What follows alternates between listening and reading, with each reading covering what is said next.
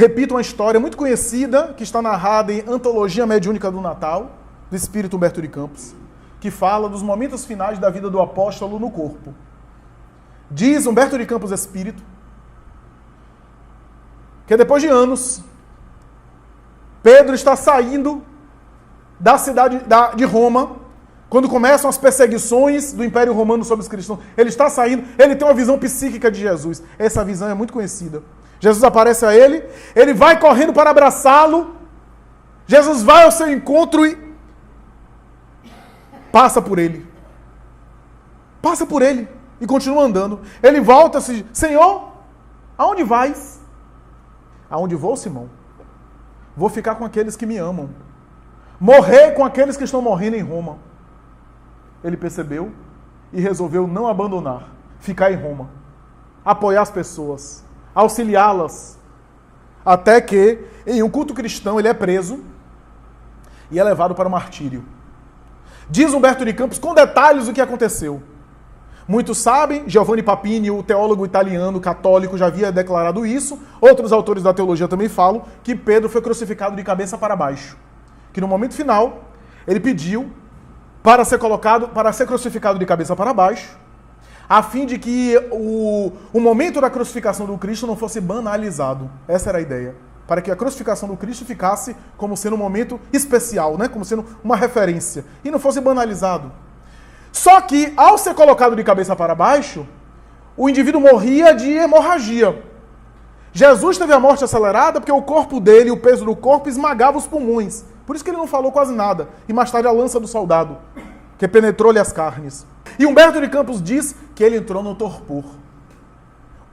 Uma melancólica saudade de Jesus tomou conta dele e ele começou a lembrar das cenas mais importantes da vida. Nem ouvia os soldados que xingavam ele, uns açoitavam. Ele parecia estar distante e não morria. Já estava no entardecer, quase anoitecer, até que o soldado Aniceto, pega uma pedra bruta grande, raciocina e não treme, não hesita em dar o golpe final. E quando ele lança a pedra, que bate na cabeça do apóstolo com toda a força, o sangue começa a esguichar. E em alguns minutos, Pedro se vê liberado do corpo físico, fora do corpo físico. Olha os restos mortais e desperta na espiritualidade. É levado para uma região linda do mundo espiritual. O próprio Jesus o recepciona. Ele passa semanas se refazendo psiquicamente da libertação do corpo. Semanas. Até que um momento, Jesus olha para ele e diz, agora eu tenho que me despedir. E aí o abraça e segue, e novamente, Senhor, aonde vais?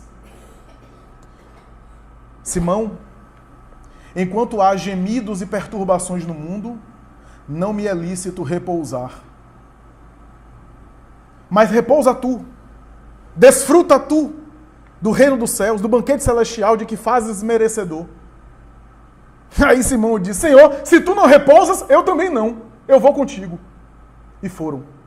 Desceram até uma região de Roma, na Via Ápia, e foram atendendo alguns que estavam sendo martirizados e desencarnando e eram recepcionados por eles, do mundo espiritual, que recebiam cristãos que ainda estavam sendo assassinados, até que Pedro ouve alguém gemendo e gritando e chamando por ele.